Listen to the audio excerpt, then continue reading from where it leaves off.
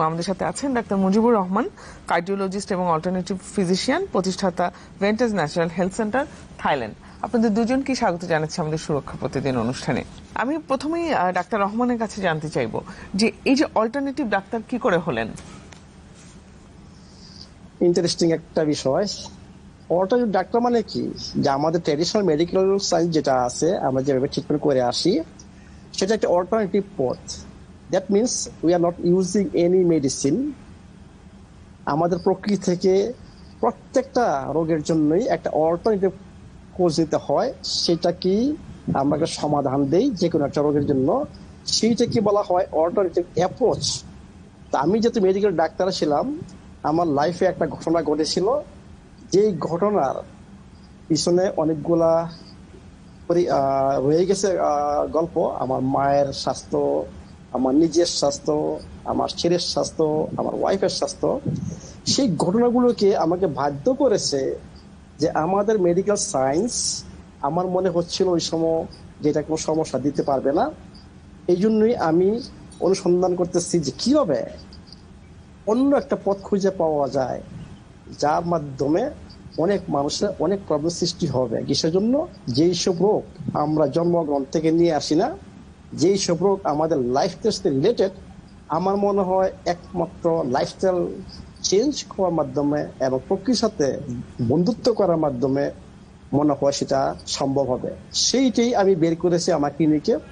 এই জন্য আমার ক্লিনিকে আমি স্থাপন করেছি এবং বিভিন্ন ধরনের যে কিভাবে আপনার শরীরকে সম্পূর্ণভাবে ইন্ট্রাসেলুলার এবং এক্সট্রাসেলুলার এবং কিভাবে পরিষ্কার করা যায়, যেসব ময়লা আবর্জনা আমাদের শরীরে জমেছিল সেইগুলো যদি বের করতে পারি, আমি মনে করলাম যে আমাদের হয়তোবা একটা পথ বের হবে। সেইটা আমি বের করেছি আমার ক্লিনিকে এবং আজ পর্যন্ত 7 বছর যাবৎ আমি একই পদ্ধতিতে, বলতে গেলে 60 ধরনের রোগের চিকিৎসা করি। পদ্ধতি একটাই, অন্য কোনো পদ্ধতি নাই, এটা কম্বিনেশন।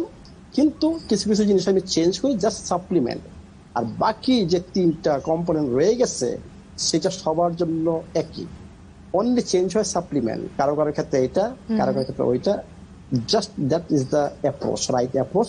এবং রেজাল্ট আমি মনে করি, জানি না, এটা আমি গর্ব করবো না, যে আজ পর্যন্ত যা আমার ক্লিনিক থেকে যারা চলে গেছেন, মানে চিকিৎসা করতে আসছেন এবং বাসায় চলে গেছেন, বাড়িতে গেছেন, 100% রেজাল্ট নিয়ে গেছেন। এবং যারা এখনো মানে করতেছেন, লাইফ লিড করতেছেন, তারা ঔষধ ছাড়া, ডাক্তারের পরামর্শ ছাড়া এবং ডায়াগনোসিস ছাড়া এখনো ওরা সুস্থ আছেন, ভালো লাইফ করতেছেন। আমি মনে করি সেটি আমার সাকসেস। মানে একেবারেই ব্যক্তিগত জীবনের অভিজ্ঞতা থেকে আপনার এই অল্টারনেটিভ ডক্টর হওয়া না। এখানে কিন্তু আমার আইডিয়া ছিল যে একটা পথ আছে, অন্য একটা পথ আছে, সে নিয়ে অনেক স্টাডি করছি। এরপরে আমি বুঝতে পারলাম যে আমাদের মেডিকেল ডাক্তাররা, যারা বড় বড় ডাক্তার, বিভিন্ন ধরনের বড় বড় ডাক্তার এবং বড় বড় বৈজ্ঞানিক, মেডিকেল সায়েন্স 25 বছর 30 বছর প্র্যাকটিস করার পরে ওরাও চিন্তা করছে আমার মতো যে আমরা তো মানুষকে পার্মানেন্ট কিউ করতে পারি না। এরপরে ওরা টার্ন নিছে অল্টারনেটিভ। আমি ওদেরকে ওয়ার্ল্ড ওয়াইড, জাপান থেকে আরম্ভ করে, কোরিয়া থেকে আরম্ভ করে, ইউরোপ থেকে আরম্ভ করে, আমেরিকার সমস্ত এই ধরনের বড় বড় সায়েন্টিস্টদের লিটারেচার, সব লিটারেচার জোগাড় করে আমি 2 বছর শুধু স্টাডি করেছি, অন্য কিছু করি না। এরপরে যন্ত্রপাতি যেগুলো আমার দরকার আমি মনে করছি সেগুলো কিনেছি এবং আমি একটা কম্বিনেশন করেছি। আমার কম্বিনেশন যে আপনি দেখবেন যে আমার ক্লিনিকে যারা আছে তারা জানেন কম্বিনেশন, সেটা হচ্ছে আপনার শরীরকে সম্পূর্ণভাবে, যেটা আমি বলে আসছি, পরিষ্কার করা বিভিন্ন প্রসিডিউরের মাধ্যমে। খাবার হচ্ছে আমি ঔষধ হিসেবে ইউজ করি। এখানে কোনো ব্লাড টেস্ট নাই, এখানে কোনো মেডিসিন নাই, মেডিসিনের পরিবর্তে খাবারটা ইউজ করা হয়।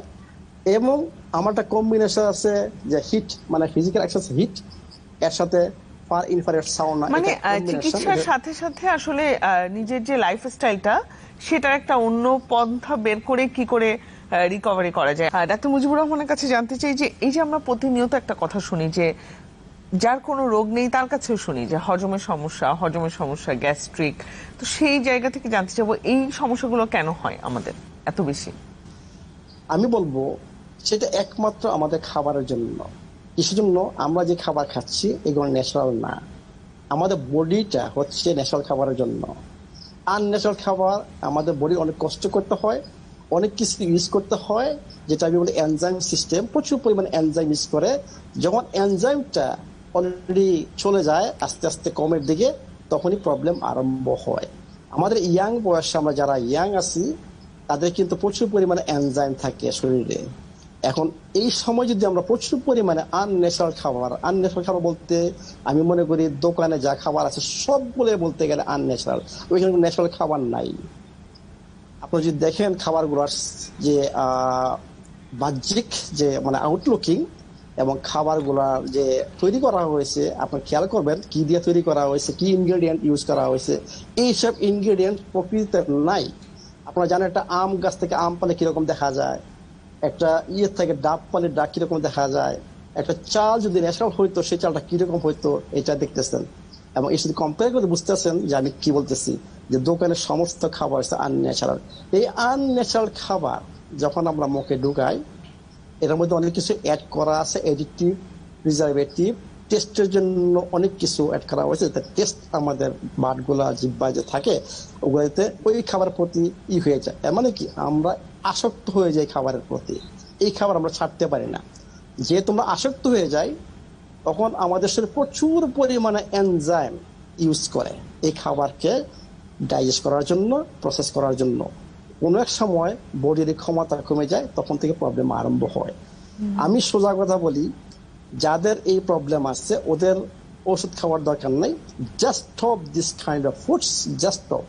এবং কিছু প্রাকৃতিক নিয়ম যেমন খাবার এবং রাত্রে শোয়ার আগে 4 ঘন্টা ডিফারেন্স, এই যদি মেনে চলেন এবং কোন খাবারের সাথে কোন খাবার যোগ করতে হবে, মিক্স করতে হবে, কিভাবে খেতে হবে, কতবার চাবাইতে হবে, মুখে রাখতে হবে, এগুলো যদি ফলো করেন জাস্ট উইদিন 1 উইকে, এক সপ্তাহের মধ্যে আপনারা টের পাবেন যে আপনাদের কোনো ঔষধ দরকার নাই। আর যারা ওষুধ খাচ্ছেন প্রচুর পরিমাণে রিস্ক নিচ্ছেন, যারা ওষুধ খাচ্ছেন তারা মনে করছেন ওদের হাই অ্যাসিডিটি, কিন্তু 40 বছরের পরে মনে রাখবেন আমাদের বডির অ্যাসিডিটি ন্যাচারালি কমতে থাকে, কোনোদিন হাই হয় না।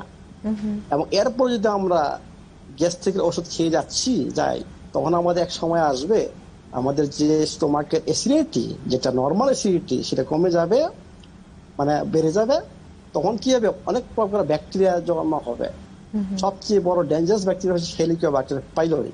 এটার একমাত্র কারণ হচ্ছে যখন আপনার স্টোমাকের অ্যাসিডিটি খুব কমে যাবে এবং লাস্ট পর্যায়ে কারো এমন রিস্ক থাকতে পারে যে স্টোমাক ক্যান্সার রিস্ক থাকতে পারে। এই জন্য বলি যে অত্যন্ত সহজ উপায়ে জাস্ট আপনাদের এই খাবারগুলো বন্ধ করতে হবে। প্রকৃতি থেকে খাবার খান, যাতে আমাদের এনজাইম থেকে খাবারের মধ্যে যাতে আমাদের শরীরের যে রিজার্ভ এনজাইম সেটা শেষ না হয়ে যায়।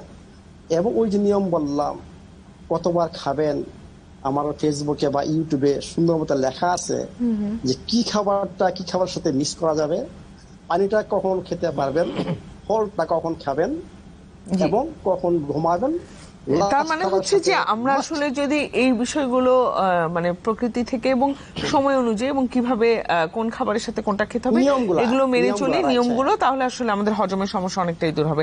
রহমান যেহেতু একজন কার্ডিওলজিস্ট, তার কাছে একটু জানতে চাই, এই যে হার্টে রিং পরানো হচ্ছে বা ডাক্তার কাছে গেলে রিং পরে ফেলা হচ্ছে, এই জায়গাগুলো নিয়ে ঝুঁকি এবং এটার প্রতিকার সম্পর্কে জানতে চাই।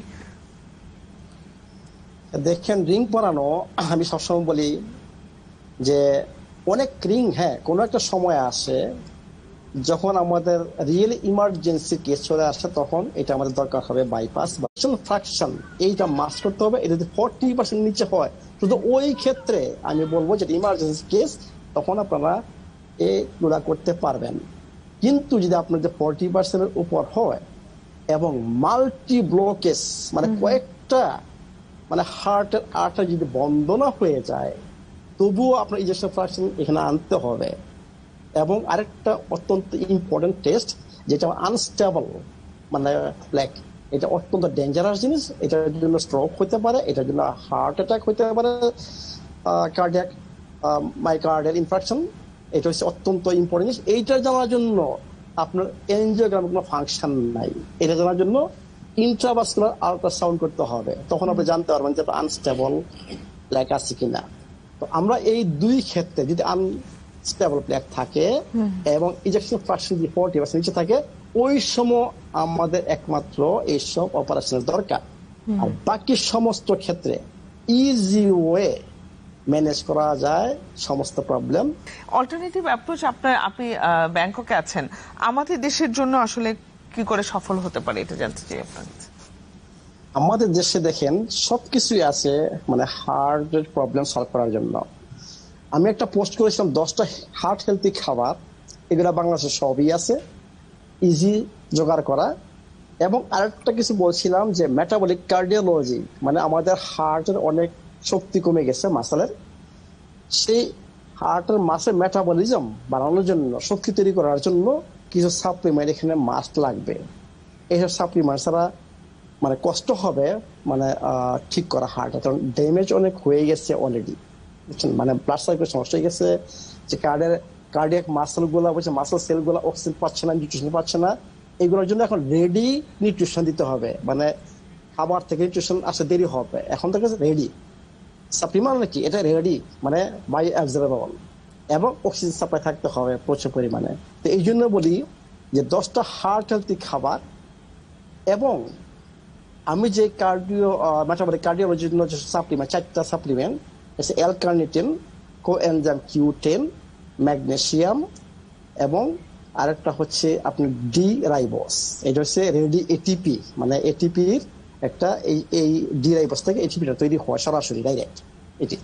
তো এই 4টা সাপ্লিমেন্ট এবং 10টা হার্ট হেলথি খাবার, এবং আমার যে 7টা গোপন সূত্র, এর মধ্যে ফিজিক্যাল এক্সারসাইজ, শরীরের কন্ডিশন অনুসারে সবাইকে সবকিছু ফিজিক্যাল এক্সারসাইজ করা যাবে না, আমার দেখতে হবে যে ওর কি সিচুয়েশন। আসলে আমি বুঝতে পেরেছি যে আসলে অল্টারনেটিভ যে মানে ডাক্তারি অভিজ্ঞতাটা, সেটি আসলে আমাদের দেশেও খুব গুরুত্বপূর্ণ ভূমিকা রাখতে পারে, কারণ আমাদের দেশেও এই রোগগুলো এত বেড়ে গেছে, হার্টের সমস্যা, কিডনির সমস্যা, এবং সাথে সাথে ফাংশনাল মেডিসিনকেও যদি আমরা একইভাবে ইমপ্লিমেন্ট করতে পারি, তাহলে আসলে এই যে আপনি বললেন যে এই ভয়াবহ রোগগুলো থেকে আসলে আমাদের দেশের মানুষ বাঁচবে এবং পুরোপুরি কিওর হবে। আপনাদের দুজনকেই ধন্যবাদ। আজকে আমাদের সময় স্বল্পতার জন্য আমরা অনেকগুলো বিষয়ে আলোচনা করতে পারিনি, যেটা আমরা অন্য কোনো সুরক্ষা প্রতিদিনে নিশ্চয়ই আমরা আলোচনা করবো। আপনাদের দুজনকে ধন্যবাদ। সবাইকে ধন্যবাদ, থ্যাংক ইউ ভেরি মাচ।